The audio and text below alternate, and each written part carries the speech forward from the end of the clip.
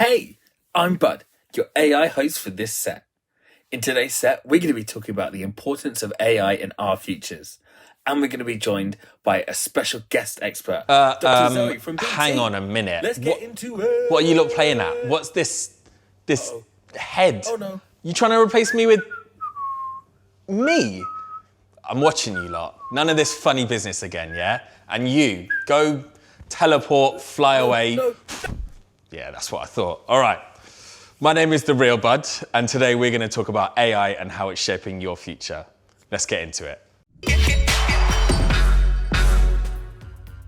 For years, people have been saying AI is going to change the world. It'll revolutionize everything we do, and we'll enter some kind of Tron AI fantasy Star Trek reality. But how much of that is actually true?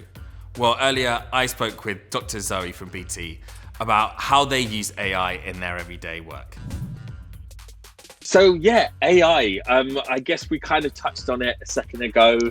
All these films that tell us that AI is going to change the world. We're going to be living on a Halo planet in the sky run by autonomous robots that will deliver the newspaper in the morning and cook us scrambled eggs at the optimum time that we should be waking up. But I guess the fundamental question to start is, but what is AI, and kind of, does it actually interact with us day to day, or is it a behind the scenes thing? Great question. So AI is all about building machines, so computers that can perform tasks that we'd normally associate with intelligence, either human intelligence or maybe animal intelligence. So things like understanding human language, being able to interpret that and act on it, being able to understand or to have some form of vision, so can understand and perceive the world around and do, say, obstacle avoidance, to plan ahead, to schedule things, and also to learn, so to get better at the performance of the task, the more experience it has.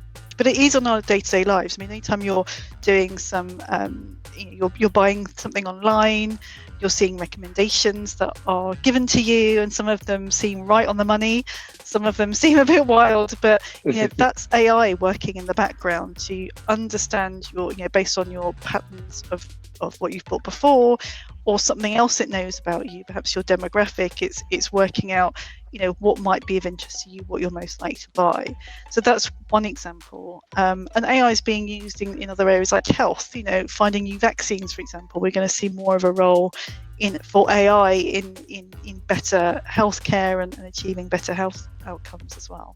And in terms of BT, then, I guess, as a company, how are you using AI? Yeah, so this is what my kind of job focuses on. I mean, there are several ways that we're using AI. As you can imagine, BT runs this huge network and has to keep track of all that. So AI has a role to play in crunching through the data about the traffic that's going across the network to understand where there may be issues or to preempt any issues before they arise. We also have lots of different customers that we want to improve our service to. We want to absolutely make sure customers have what they need at any given time. So again, learning more about our customers' needs and being able to understand what service would suit them best, maybe preempt again any issues. We all use AI for that, and of course there's a role to use AI internally as well. So we'll be using it for understanding our own systems, understanding our own patterns.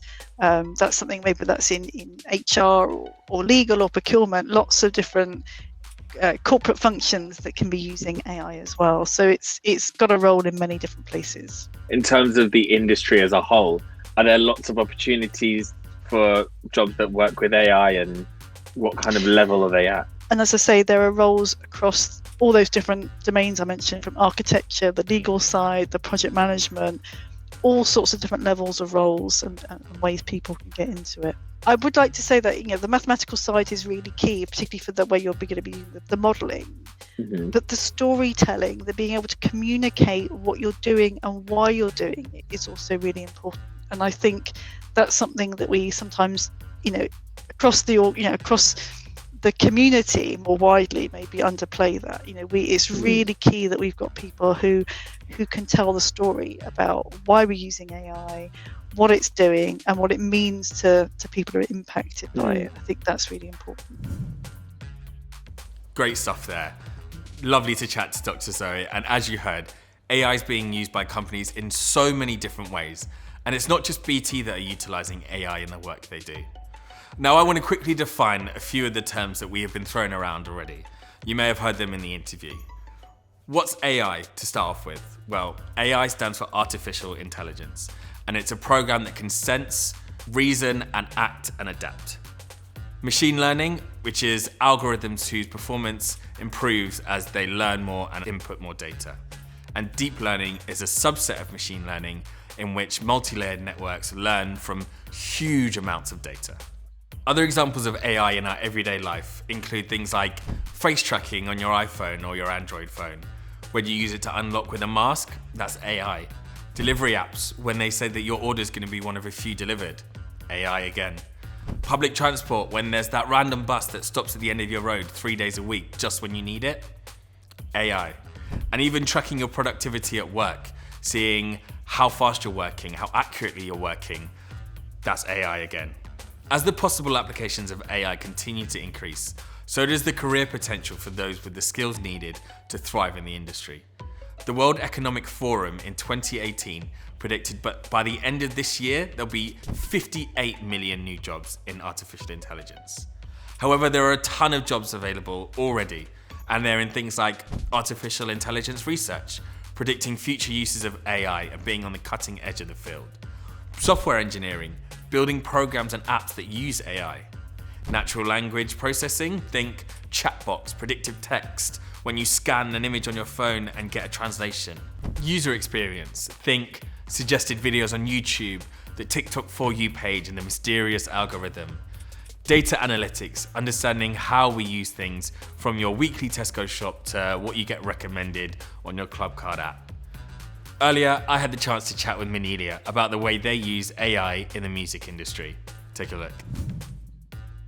Mnelia, thanks for joining us for a chat. Thanks for having me, bud. Lovely to see you. So we're talking about AI, and I wanted to know, how are you and your team using AI in the work you're doing? I wouldn't say we're like crazy with the AI, but one thing that we definitely do use is like promoted posts on Insta, really accessible stuff, and then using algorithms as well, because I feel like the most important thing is to make sure that whoever my music is touching the most, they feel like I'm genuinely do you know what, like involved in it, in their experience, as long as it feels like a personal experience to them. So yeah, like making sure that I'm targeting the right people, not just making noise. Do you get what I'm saying? Using all the resources that I've been handed.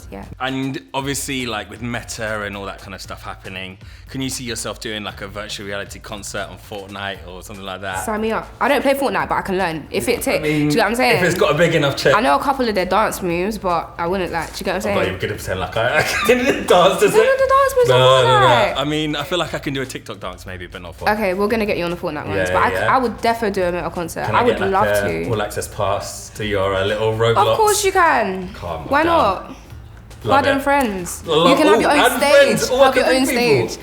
Have your own stage. I can't sing. I might distract from your phone. But you know, like how, for instance, like Tiffany Calvo and Friends. Do you get what I'm saying? Like, I like that vibe. I can come with the Spotify playlist. I can run up the shuffle. I'm down. Let's get this going. Sign them up. Yeah. Sign her up. Fortnite, Roblox, oh my goodness, go. Let's get this back. Yeah. I love it. Thanks for joining me. Thank you for having me. Great to chat to Mnelia there about how AI is being used behind the scenes to shape our experiences. Now, as with all things, AI can have its downsides. As great as it is, it's only as good as the information it's given, and that information comes from humans, so it carries with it all of our biases, which can sometimes have negative results. Now, we're going to take a look at the future of AI from an ethics perspective in a future set, so keep your eyes peeled for that. Tech giant Google have declared they are committed to progress in the responsible development of AI and to sharing knowledge, research, tools, datasets, and other resources. So if you're interested in learning more, here are some Google links on screen now for you to check out. There's Google AI for Everyone, which is a course for anyone to learn about what AI is and how it works. And then there's the Responsible AI Practices, which is an overview of what Google are working to develop in the artificial intelligence sector in order to benefit people and society. Now, as we bring this quick set to a close, I just want to remind you that I'm one of the mentors you can sign up to on the Apprentice Nation website, alongside other great mentors from companies such as BT, Google, Amazon, Premier League, Lucozade, and much, much more. We've also got loads more content for you on the Skills Hub section of the Apprentice Nation website. So go on, what are you waiting for? Check it out. From me, I recommend these 3 sets: Digital Skills for Life, Digital Industries, The Essentials, and Digital Native, Own It. I've only scratched the surface in this quick set. The possibilities of AI advancements are literally endless. Take a moment to watch this VT from Jeff Bezos on artificial intelligence and its future possibilities. You know, if I took you back in time 100 years, when almost everyone was a farmer, and I told, you know, we're at some big farming convention or something, and I say, in the year 2018, there is going to be a job occupation called massage therapist. They would not have believed you. And in fact, I was telling this story to a friend, and they said, Jeff, forget massage therapist, there are dog psychiatrists. And I went. You can probably find one on Amazon. I went and looked that up on the internet. Sure enough, you can easily hire a psychiatrist for your dog. And so, there is, we humans like to do things, and we like to be productive, and we will figure out things to do, and we will use these tools to make ourselves more powerful. And in fact, what I predict is that jobs will get more engaging. Yes. Because you have to remember, a lot of the jobs today are quite routine. They are not necessarily anybody's, as I said before, career or calling. And so I predict that because of artificial intelligence and its ability to automate certain tasks that in the past were impossible to automate, that not only will we have a much wealthier civilization, but that the quality of work will go up very significantly, and that a higher fraction of people will have callings and careers relative to today. When it comes to the possibilities and potential downsides of the evolution of AI, there are a lot of debates out there, and really, only time will tell which ones are true. I've been your host. Yeah, and I've We been your AI have host, been Bud. over this. This is my but- set, my time. Move. I've been your host, Bud, the real Bud, and I'll see you again soon. And you can go away.